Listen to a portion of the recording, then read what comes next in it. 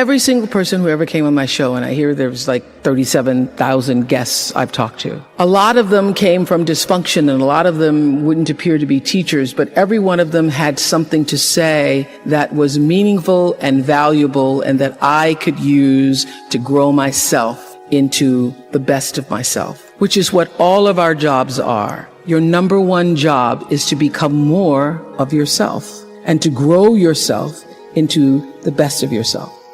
You must know inside, in the deepest part of your being, that you matter. Not just that you matter, but also why. So for me, the foundational base of empowerment, of entrepreneurship, of any kind of engagement, the foundational base of my success, of my well-being, my wholeness, my everything is knowing who I am and where I come from. I'm not a religious man, but I thought the brightness and dimness of the auras were how one lives one's life, so to speak. So that's one of the major things that really has changed with me since then, he says. I want to live my life so my aura, when it leaves, is one of the brightest ones. I got chills when he said that.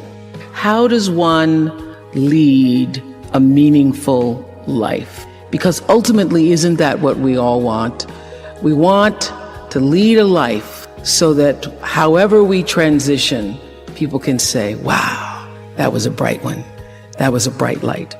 First of all, I think that it comes from a deep sense of awareness about who you are and why you're here. One of my favorite teachers is Gary Zukav, who says that authentic power is when you learn to use your personality to serve the energy of your soul. So you are the bigger soul that has a personality. When you figure out how to I have a big personality. It's lovely, it's charming, but it's not me. It's not me. I'm here to do my soul's work. And I use my personality to serve the soul's work. And everybody has a different talent. And the reason we're all so messed up is because you're looking at everybody else's talent and wishing you had some of their talent. All the energy that you spend thinking about, wishing about, being jealous of, envious of anybody else is energy that you're not only putting out, it's going to come back to you negatively, but you're taking that away from you. It comes from being in touch with, on a regular basis, the appreciation and the holy gratitude that should fill each of our hearts on a regular basis, just knowing what a privilege it is to be here and to be human. To me, successful is getting to the point where you are absolutely comfortable with yourself. It does not matter how many things you have acquired. The ability to learn to say no and not to feel guilty about it, to me, is about the greatest success I have achieved. The fact that I have, in the public side, done whatever, it's all a part of a process for growing for me. But to me, to have the kind of internal strength and internal courage it takes to say, no, I will not let you treat me this way, is what success is all about. It's the same thing that prevents you from being abused as a child, that prevents you from being abused as an adult, that allows you to build success for yourself. I will not be treated this way. I demand only the best for myself. All the mistakes I've made in my life, I've made because I was trying to please other people. All your energy should be forced on, what do I have to offer? What do I have to give? How can I be used in service? Because Dr. King's message of not everybody can be famous, but everybody can be great, because greatness is determined by service. And there is not a job in here that you can do that you don't switch the paradigm to service and not make that job more fulfilling. I don't care what the job is. If you say, I'm a singer, I'm a dancer, I'm an artist, I'm a teacher, I'm a nurse, I'm a doctor, I'm a janitor, I'm a clerk, if you say, if I look at this from, how do I use this in service to something bigger than myself? It no longer becomes a job. It becomes an offering to the world. And that is why you're here. And when you can line up with whatever that is, line up with that. And all you have to do is keep asking the question. And ask the question in purity, not in, when's it gonna come? The reason why I was number one for 25 years is because I figured out early on, there is no story anybody has ever heard that somebody else hasn't experienced. Every one of them. There's not one that I've made because I did something because I really wanted to do this for myself. Every mistake I've ever made is because I went outside of myself to do something for somebody else that I should not have, to please them, just for the purpose of pleasing them. You are worthy to say no. That it's okay if you say no. It's okay if you say no and then people don't like you.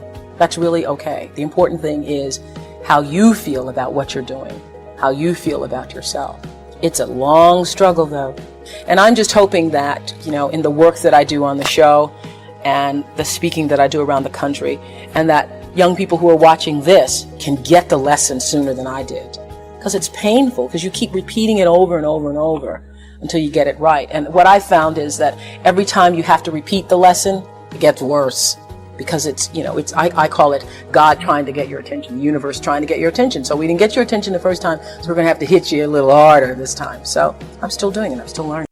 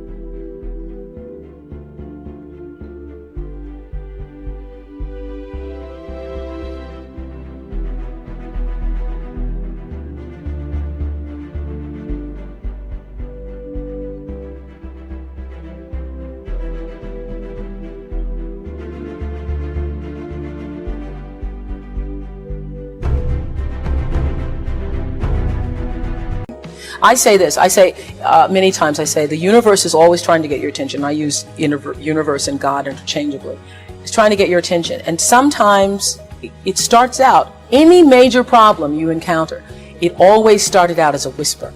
By the time it gets to be a storm, you've had a pebble knock you upside the head, you've had a brick wall, you've had the house to fall down, and before you know it, you're in the eye of the storm. But long before you're in the eye of the storm, you've had many warnings, like little clues. So now my goal in life is to not to have to hit the eye of the storm, is to catch it in a whisper, to get it the first time. And getting it comes from understanding I think the one thing that has allowed me to certainly achieve both material success and spiritual success is the ability to listen to my instinct. I call it my inner voice.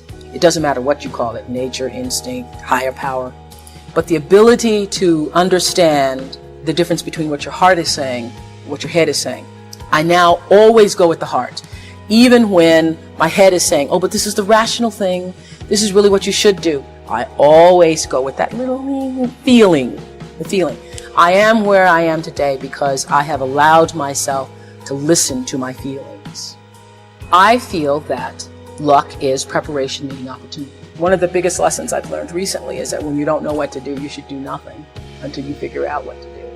Because a lot of times you feel like you're pressed against the wall and you've got to make a decision. You never have to do anything. No, don't know what to do. Do nothing. I wait. And that has been a big lesson. To be willing to be still with myself and trust myself and my higher power to help me make the right decision and to not feel pressured.